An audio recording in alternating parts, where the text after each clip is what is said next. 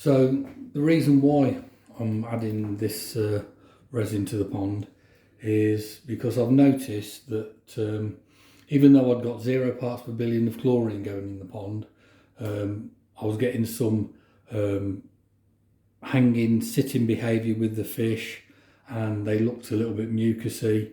So I had several of them out for scrapes, done scrapes, found absolutely no parasites on any of them, and then tried adding some sodium thiosulfate to the pond, which almost immediately led to the fish changing their behaviour and being a little bit more active and a little bit more hungry. So I carried on adding sodium thiosulfate for about a week and noticed that the skin was becoming clearer, less mucousy on the fish, and that's when I started thinking that if I've got 0 ppm or parts per billion of chlorine going in the pond, checked with the Hannah checker, and it's having an effect, the only other thing that it can be reducing, which sodium sulfate will reduce a small amount, is metals. So that's when I changed over to the API tap water conditioner, because that contains a substance called EDTA, terrasodium salt, which reduces metals as well, and better in some cases than sodium thiosulfate. So that's why they combine both in that tap water conditioner. After adding that for a week, I noticed another improvement in the fish, more healthy, more vibrant, swimming around a lot more, eating more food without the pond changing temperature at all, and the mucus layers were becoming thinner and the skin quality was becoming better on the fish. So that intimates to me, without going around doing laboratory checks on the pond at £150 a time, to find out whether you've got metals in your pond, and if you do, what do you do then? Do you keep spending £150 every month having tests on your ponds or dechlorinators to see whether it's still taking the metal out of the water? The easiest thing that I'm finding for this is that you can tell in your fish the way your fish are behaving, the mucus coating on them. If there's no other reason for that, if there's no chlorine in the pond, no ammonia, no nitrate, no nitrate, and there's no parasites on the fish, then there's a good chance it could be metals or something else that needs removing from your pond. And as I've heavily carbon filtering the water to my pond, there's very little chance there's any pesticides getting through or any other poisons that carbon would take out. The only other thing that could be getting past the bone char, which does remove a good amount of metals, but not necessarily all of them, or in the complete to 100% capacity, is metal. So that's why I'm trying out the metal removing resin, because it's supposed to remove metals faster than bone char, and may remove different metals to a better degree than bone char does. So I'm going to give this a test out, and without checking the pond and without doing scientific checks, I'm just going to monitor my fish and see if it has an impact on my fish. And if I'm noticing better behaviour, better activity, better feeding, and a better quality of skin on the fish, then it's all for the good. And that's the method that I'm using to tell whether I need to add or remove anything from my pond water filtering. And this is what I'm going to be using in my triple 10-inch 3-pod, something that I've been looking into for a little while, and this is what's been delivered.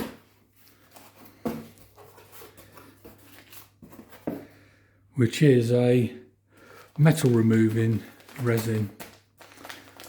Now this stuff I've got from RO Man, but you can get similar resins from other aquatic outlets, and what it's based on is an alk removing resin that's used for drinking water in vending machines and things like that.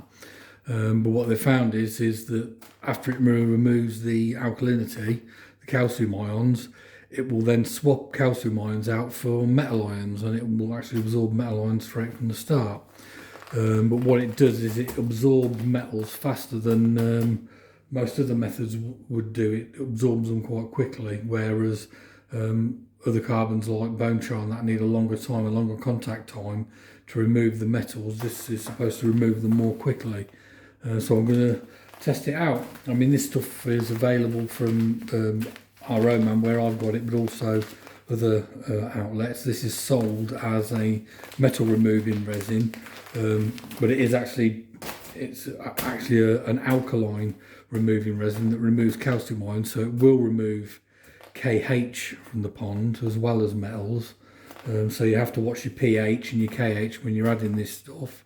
But I'm going to give this a try out, monitor my KH, probably add some extra sodium bicarbonate while this is absorbing KH from the tap water until it's saturated with KH, and at that point then all it will do is swap calcium ions for metal ions. The only other thing to be wary about when using this stuff is while it's removing calcium ions, what it leaves behind from calcium carbonate out of the water is it actually leaves CO2 behind, which in the vending machine industry, making the water taste a little bit sparkling and make it taste a bit nicer isn't a problem, but obviously you don't want to be adding too much carbon dioxide to the pond. So I'll just be careful about how much water I'm changing out with this to start off with, because it's only going in a trickle in through a small amount, and the CO2 that this does release is only small amounts, so that it will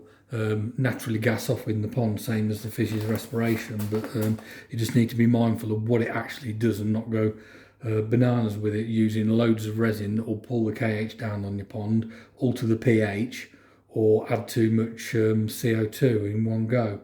So I'm starting off with this, just using these. They're old GAT cartridges, but you can buy them as refillable empty cartridges, and they hold about 600 or 700 ml of resin. You just unscrew them in the bottom, take out the filter sponge, fill those up, put the sponge back in, tighten that up, and then that's ready to go with the rubber washer in the top. And then that's ready to go back in the 3-pod, and then fit that after your carbon. So the carbon will take the chlorine out, because the chlorine will break the resin down. You take your chlorine out first, and then you can use this to remove excess metals. So I'll refill that to start off with, and then see how we go from there. So all I'm going to do with these is take the bottom of the old GAT cartridge off, take the sponge out. There's another sponge inside there.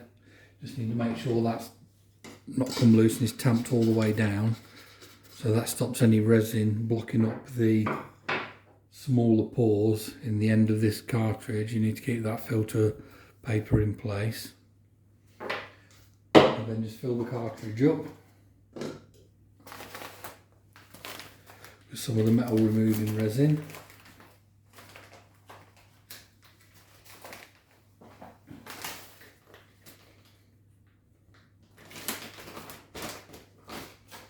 So then that's the media. There's various different brand names for it. The main one will be a Purolite brand. I'll probably have to be corrected on this, but it's something like Purolite C-107E is the name of the resin that they use for dealkalization. But the way they sell it, you can buy it in bags as a dealkalizing resin, but the company will actually produce large batches to a specific requirement. So if you want it to reduce metals more than alkalinity, or to focus more on metals, they will make for commercial purposes to suppliers and that, they will make a batch type of this that's more targeted for metals than alkalinity. They'll all still remove alkalinity, but they'll make a mix of that specifically targeted for that. And whether this is or not, I don't know. But it's sold as metal removing resin, and it's all the same stuff basically. So just fill those cartridges up.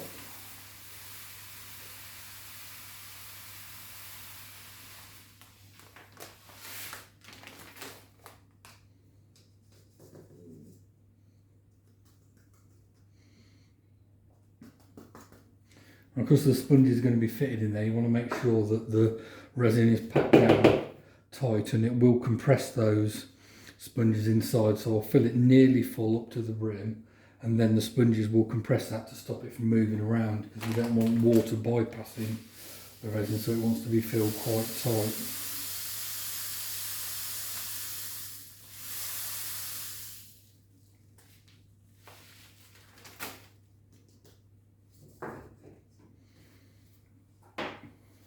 So then there's a little ring upstanding there. That filter goes back onto that foam, so it stops any of the small particles blocking the way the water enters the cartridge. Push that into the cartridge, squash the foam down.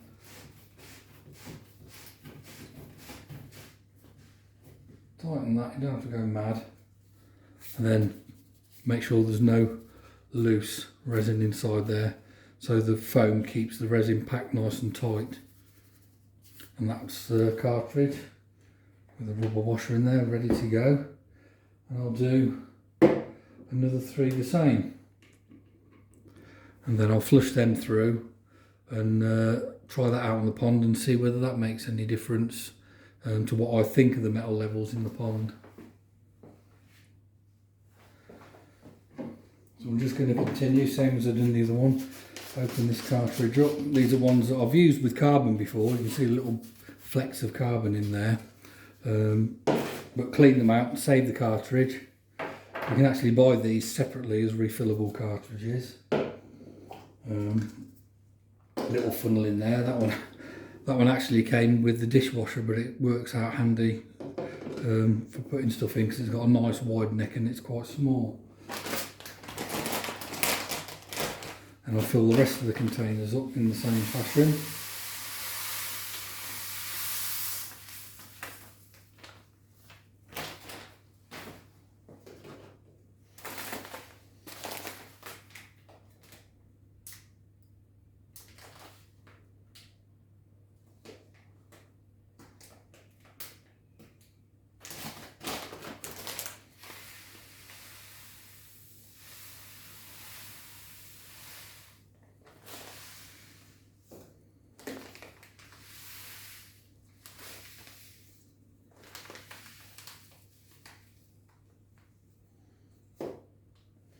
I'll fill it almost to the top, but not quite, so allow the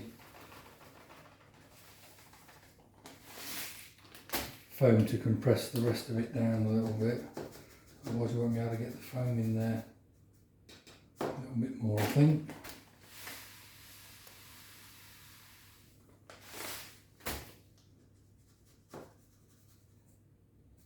There we go, not quite to the top.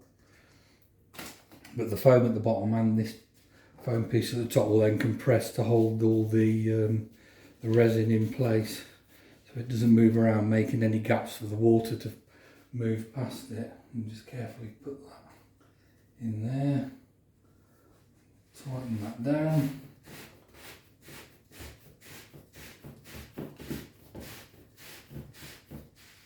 So just nip it up, doesn't need to go mad, hold it plenty tight enough, and then that, make sure it doesn't slop around loose. You can hear it shaking, it should not sound loose.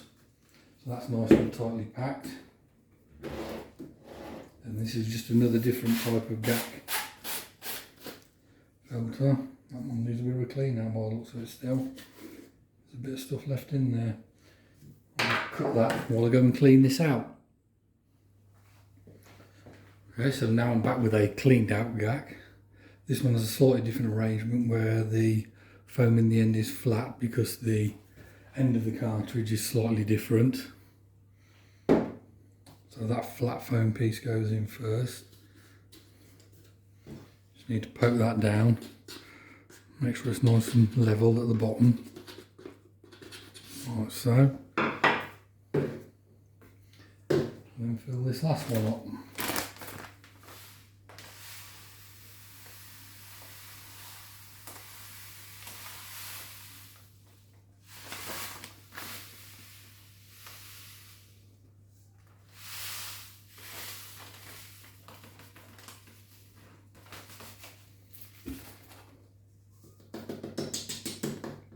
So these bags are 1 litre bags. I bought 5 litres from our Iron Man, and these cartridges are around about 700 ml each, so you'll get just over 2 litres, between 2 and 2.1, so that's 2 litres that have gone in between the 3 cartridges. And now I need a bit out of the 3rd bag.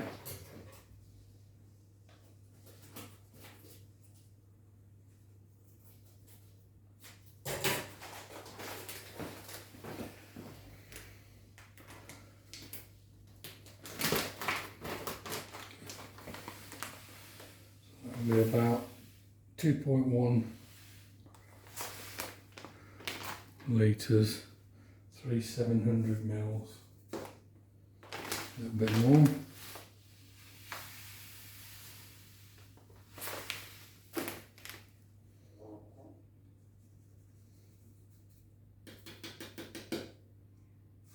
And a little bit more.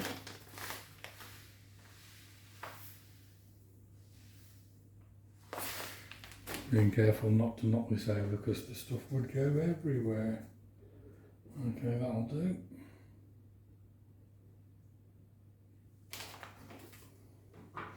Same as before, a little foam ring will sit around that.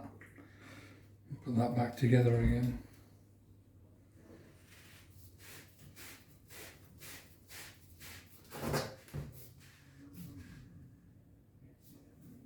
And that's the 3rd one ready to go.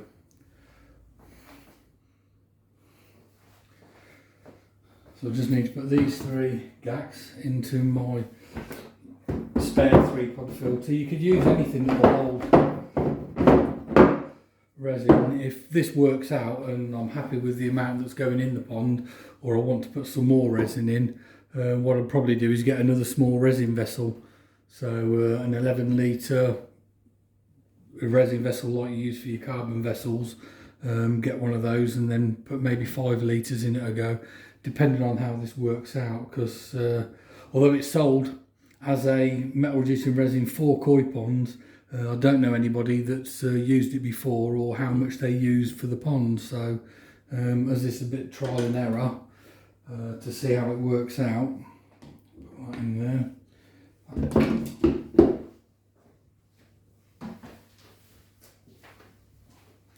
Make sure the gasket goes back on there. As it's a bit trial and error,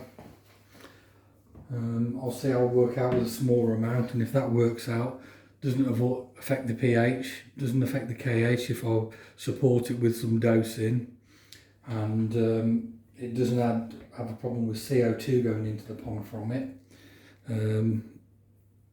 Just clean that filter up a minute. One thing I would say, if you're using, like I am here, old carbon GACs, I have actually sterilised these by putting them in boiling water first, just to make sure, because you will get a bacterial build-up if they've been used as carbon filters before, just to keep them nice and clean. Make sure the gaskets are nice and clean too. And I'll sterilise those with boiling water, so that you don't get too much of a bacterial build-up.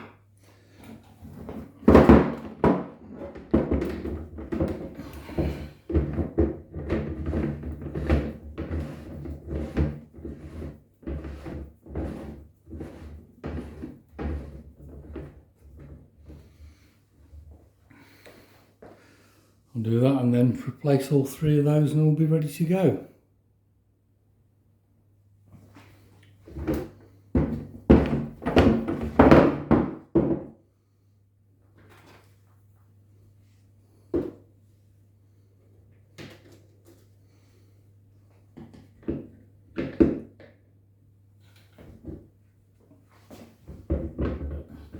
I'll just turn these in slowly.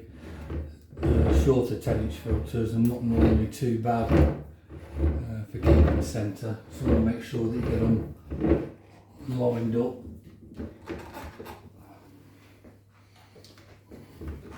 Just hand tight to start off with.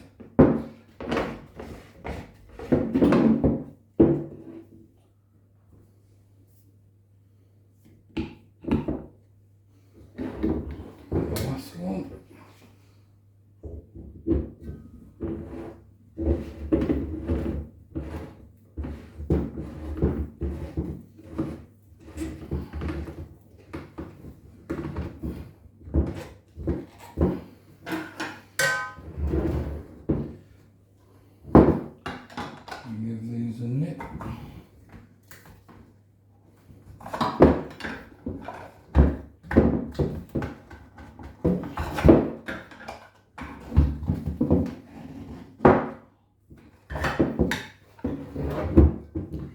And there we go.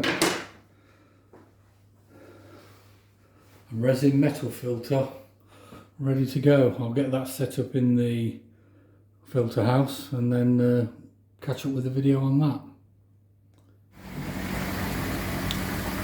So I've just had to remove a couple of things out of the way. Put these screws in here. This pipe will be getting cut out of the way. Another will be left. And then I'll remove this pipe, take that clip out and that clip out for now, and put that back in. Connect one of the beer line fittings in there. Got plenty to go around. These are quite cheaply available on eBay. You can normally buy bulk amounts of these fittings as well. And I'll get that connected up. Use a bit of beer line pipe, bit of 3/8, and then get that filter connected up then. So there's the 3-pod in place. Just need to connect it up to the dechlorinated water that's come through the activated carbon, catalytic carbon, bone char. Need to connect this point in here into this, and then connect the outlet here back into there, and that'll be all set up again then. And I'll run that to waste for a little bit, I think, and make sure there's no cloudiness or any other rubbish that's going to come through. And then I'll measure what kH the water is going into and coming out of it, and see how we go. I'll see how that works out over the next couple of weeks or so, and then probably do another update, seeing how it performs and whether I notice any improvement in the skin quality on the fish, if the mucus coating reduces a little bit more and you can see the fish a little bit cleaner, and see whether it has any bearing on their activity or feeding, but just generally see whether it has a positive impact on the water going into the pond. Because metals are a difficult subject to test for. It's really expensive unless you're testing for individual things like copper, which actually my copper levels here aren't very high, but there's manganese and a lot of other metals that are in my Severn Trent water report. It's a bit hard to measure for, and I'm certainly not paying out £150 a month to have that tested to see whether it's still working or not. So I'm using the fish as the indicator to see whether there's any metals getting into the pond. So I've definitely noticed a big improvement last year when I started using the bone char. I noticed another improvement when I started recently using dechlorinator, even though the chlorine in my pond and through my dechlorinators was 0 parts per billion. Definite improvement since adding dechlorinator, which I think they need a bit of a top up now. They're just about right down on the bottom, the dosing setup. There's a little bit longer left on the tap water conditioner. That's probably been, I'm just trying to think now, when did I set them up? On the 14th of February. Nearly rubbed out there, but that's dosing the tap water conditioner 25 mils times 4, and then sodium bicarbonate is 20 mils times 12 every 2 hours for 2 lots. Keeps my KH stable. So I noticed a big increase in the activity in the feeding and the general look and health of the fish since using that. See whether the metal reducing resin has any effect, or whether it doesn't make any difference. So it's cheaper to buy the resin and see whether it does anything than pay 150 quid for a tap water report that is a bit hard to decipher anyway. So I'll get this piped up and then we'll see where we are. Okay, so I've just tested the KH of the tap water coming in, and that works out to a KH of 7. So once it's been up and running to waste, I've got it running to a drain outside at the moment, so it's not going into the pond. I'm just going to rinse that media through and run it out to waste for a little bit, and then I'll check what the KH is coming out after it's going through the metal reducing resin. That'll give me an idea then of how much sodium bicarbonate to add on top of what I'm dosing there.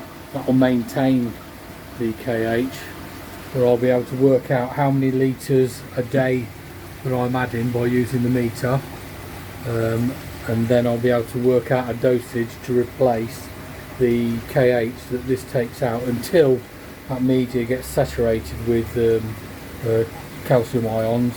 At that point it shouldn't alter the KH at all, and it will just be swapping calcium ions for metal ions.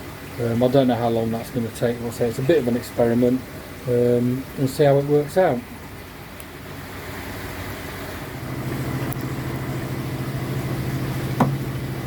Okay, so I've just tested the KH of the water that's coming out from the metal resin, and it was going in with a KH of 7, and it's coming out after it's run through there with a KH of 4. So yeah, definitely reducing the KH and absorbing calcium ions, but not to a massive degree. Still run the KH of 4, so I'll probably still have to buffer slightly to stop it dropping too far, but it's not having too much of a detrimental effect on the KH. That is running just over 2 litres. That's going in at the moment. I'll just turn that up a little bit to 280 mil a minute. That normally runs around about 200 mils a minute. Just to rinse this through. So yeah, so it removes 3 kH from the water. We'll see how long that lasts. I'll test it again in a few days and see whether it's still reducing that amount of kH going in, or whether it'll absorb enough that it's just swapping metal ions out at that point.